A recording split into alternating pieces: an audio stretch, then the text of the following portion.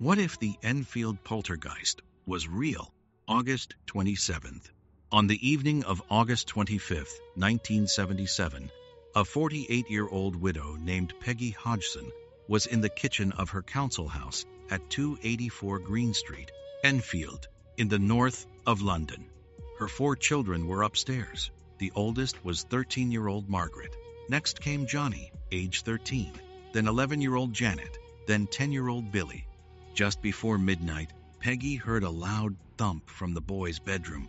She went up. A chest of drawers had moved across the floor on its own by about 4 feet. The boys told her it had been pushed by something they could not see. Peggy put the drawers back. She went back to bed. She had been a nurse. She had worked at Chase Farm Hospital for 20 years. She knew what a draft could do to a piece of furniture. She did not believe in ghosts. The next night, the same drawers moved again. After that, they moved twice in a single evening. The rocking horse started to rock in an empty room. A sewing machine slid across a table and crashed to the floor. The children began hearing knocking sounds from inside the walls and a low voice that said a single word over and over in a tone no one in the house could place. The word was Bill. Maurice Gross. On August 31st, 1977, Peggy Hodgson called the Enfield police. A constable attended. He did not find anything. The next day, a Daily Mirror reporter named Douglas McPherson came to the house. McPherson had been tracking a spate of poltergeist reports in North London. He contacted the Society for Psychical Research, the London-based charity that had been investigating reports of the paranormal since 1882. The society sent a man named Maurice Gross. Gross was 41. He had spent the previous decade investigating poltergeist cases in England and in the United States. He arrived at the house on September 1st, 1977. In his kit, a reel-to-reel tape recorder, a notebook, and a folding chair. He set the chair in the corner of Janet's bedroom, sat down, and waited. Within an hour, a small wooden cylinder rolled out from under Janet's bed. It crossed the floor, on its own, and stopped at Gross's foot. He picked it up. He asked the room, out loud, if it could lift a larger object. A Lego block rose about 3 feet off the carpet, hung in the air for several seconds, and fell back down. Gross would spend the next 18 months in the Hodgson house. He would record more than 500 hours of audio. He would witness Janet's voice change, mid-sentence, into the deep, guttural voice of a man who had died in the house 30 years earlier. That voice identified itself as Bill. Bill said he had been lying in his bed in the front bedroom. Bill said the bed had been a long time ago, but the room was the same. The voice was the most disturbing part. The voice of a dead man, in the mouth of an 11-year-old girl, in a council house in Enfield. The levitation. On the night of October 25th, 1977, Gross and a second investigator, Guy Lyon Playfair, were in Janet's bedroom with 2 tape recorders running. Janet was lying on her bed. A chest of drawers at the foot of the bed began to rock. Then, in front of the investigators, the bed lifted off the floor. Janet was 4 feet off the carpet. The bed hung in the air, with an 11-year-old girl on it, for several seconds. Gross lunged forward and pulled Janet off. The bed fell back to the floor. The whole incident was captured on tape. The audio still survives. The audio is 48 years old. The audio still unsettles the people who listen to it. 2 weeks later, on November 8th, a police constable named Carolyn Heaps arrived at the house to take a routine report. While Heaps was in the living room, talking to Peggy Hodgson, a heavy armchair slid across the floor by itself and crashed into the middle of the room. Heaps had been sitting in the armchair. She had stood up to reach for her notebook. The chair moved while she was standing next to it. Heaps did not know what to write on the incident form. She filled in the section marked "Any other information" with the words, "Chair moved. Witness, me." In January 1978, a Daily Mail photographer named Vic Nottingham took the most famous photograph of the case. The photograph shows Janet levitating 6 inches off her bed. The photograph is grainy. The photograph is ambiguous. Skeptics have spent 48 years arguing about it. They have not been able to prove it is a fake. Guy Lyon Playfair. Guy Lyon Playfair arrived at the house in late September 1977 and would work with Gross on and off for the next 2 years. Playfair was a trained investigator. He had worked for the Society for Psychical Research since the early 1970s. He had previously investigated poltergeist cases in Brazil and in Iceland. He was, by his own account, a skeptic when he arrived at the house. Playfair wrote a book about the case, This House is Haunted, published in 1980. The book runs to 480 pages. Inside it, you will find transcripts of the audio, statements from 30 named witnesses, including police officers, journalists, neighbors, a vicar, a family doctor, and a school teacher, and the famous Nottingham levitation photograph. The book also includes Gross's diary entries from the first year of the investigation. In 1978, the Society for Psychical Research convened a formal review of the case. The review was led by Professor John Beloff, a psychologist at the University of Edinburgh. Beloff had spent 30 years studying the paranormal. He had previously written that poltergeist reports were, in his view, almost always fraud, wishful thinking, or misperception. Beloff visited the house in December 1978. He spent 2 days there. He came out, in his own words, deeply puzzled. He did not say the case was real. He did not say it was a fraud. He said it did not fit the available explanations. Beloff died in 2006. He never published a full account of his visit. His notes are in the Society for Psychical Research archive at Cambridge. The skeptics. The case was not without its critics. The most persistent was a self-styled paranormal investigator named Anita Gregory. Gregory had investigated several poltergeist cases for the BBC in the early 1970s. She came to the Hodgson house in late October 1977 with a small film crew and spent 2 days trying to provoke the activity. Gregory's conclusion, published in Psychic News in November 1977, was that the activity was the result of fraud performed by the Hodgson children, possibly with the collusion of Gross. She cited Janet's ability to bend a metal curtain rod with her hands in front of the film crew as a trick that Janet had learned. The metal bending clip is one of the most famous pieces of video from the case. It is on YouTube. It has been viewed more than 1 million times. Gross and Playfair published a detailed rebuttal in the next issue. Gregory, they argued, had not been present for any of the major incidents. The bending rod, on several other occasions, was captured happening when Janet was not touching it. Gross had installed hidden cameras in the house.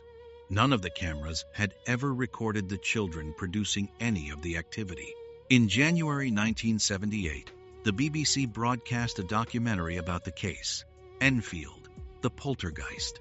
More than 4 million viewers tuned in. The documentary did not take a position. It aired both Gregory's accusations and Gross and Playfair's rebuttals side by side and left the viewer to decide. The case was not closed by the broadcast. It was not closed at all. The cultural impact. The Enfield case became a touchstone in British paranormal lore. Playfair's book came out in 1980. A second book, by a journalist named Paul Brown, The Enfield Poltergeist, reached a wider audience in 1982. A German documentary crew spent 2 weeks in the house in 1985, producing a film that was broadcast in 18 countries. In 2000, the British film director Mark Gatiss of the League of Gentlemen made a short fictional film about the case for the BBC. In 2015, the British commercial television network ITV produced a 3-part drama called The Enfield Haunting. The drama was based on Playfair's book. The actor Timothy Spall played Maurice Gross. The drama was a critical success. More than 7 million viewers watched in the United Kingdom. An American remake, made in 2018, did not reach theaters. The American horror film The Conjuring 2 opened in cinemas in 2016. It was set in Enfield. It dramatized the levitation incident of October 25, 1977. The film was directed by James Wan and grossed more than $320 million United States dollars worldwide. The Enfield case, which had been a niche interest for paranormal enthusiasts, was now part of global popular culture. The Hodgson family moved out of the house in 1979. The activity died down. The family never returned. They never lived in another council house again. 49 years later, 284 Green Street still stands. The street is in the London borough of Enfield, in the north of the city. The house is a 3-bedroom terrace, identical in plan to every other house on the street. A different family has lived there since 1980. The current occupants have been in residence since 2007. They have not reported any unusual activity. They have also declined all media requests. The Society for Psychical Research Archive at Cambridge holds Gross's 500 hours of audio, his daily diaries from 1977 to 1979, the hidden camera footage from the investigation, and Playfair's original transcripts. Qualified researchers can access the collection. The public cannot. According to the Society's current director, it remains the single most significant body of primary paranormal data in the United Kingdom. In 2025, on the 48th anniversary of the first incident, the BBC broadcast a 1-hour radio documentary about the case. The documentary included previously unheard excerpts from the Gross tapes. It also included a brief interview with Janet Hodgson, now in her 60s, who has not given an on-camera interview in more than 30 years. The reviews did not settle the case. They did not reopen it. They kept it alive. In August 2026, the 49th anniversary will fall. The street will be quiet. The house will be quiet. The question will not be. The question. Here is what the record contains. A working-class mother, Peggy Hodgson.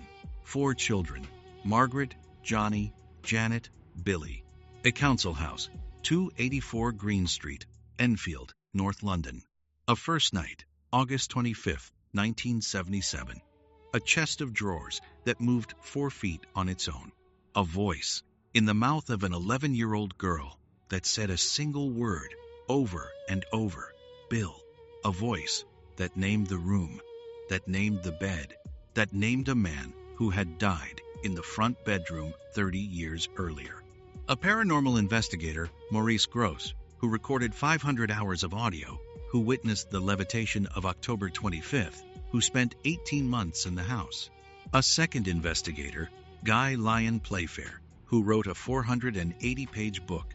A police constable, Carolyn Heaps, who saw an armchair move while she was standing next to it. A photographer, Vic Nottingham, who took the most famous photograph of the case. A professor of psychology, John Beloff, who came out, in his own words, deeply puzzled. A self-styled skeptic, Anita Gregory, who called it fraud. 30 named witnesses, including police, journalists, neighbors, a vicar, a doctor, a schoolteacher, a BBC documentary watched by 4 million viewers, a Playfair book, a Brown book, a Gatiss short film, an ITV drama, an American film that grossed $320 million United States dollars. Here is what the record does not contain. A photograph of an object in flight, a piece of the curtain rod that bent, a second case, in another house, of a voice that said the word Bill, a second case, anywhere, of a chair that moved in front of a police officer and a Daily Mail reporter. A scientific explanation for the levitation of October 25th, 1977, that fits all of the evidence.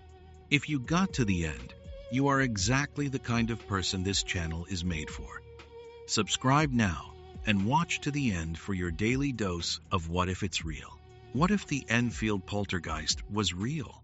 What if the chest of drawers, the rocking horse, the sewing machine, the chair that moved in front of a police constable, the 11-year-old girl who levitated 4 feet off her bed, the deep voice that said Bill in her mouth, were not a fraud, not a trick, not a working-class family in a drafty house in North London, but a record of something that actually happened to a mother, to 4 children, in a council house, on a quiet street, in Enfield, in the autumn of 1977? And what if the question is not whether the case was real, but what the case says about the room at the foot of every bed, the room we do not look at, in every house, on every street, in every city, on every continent of this small planet, and what lives there when the lights go out, and the children go to sleep, and the wind moves through the walls in a way the wind has no right to move,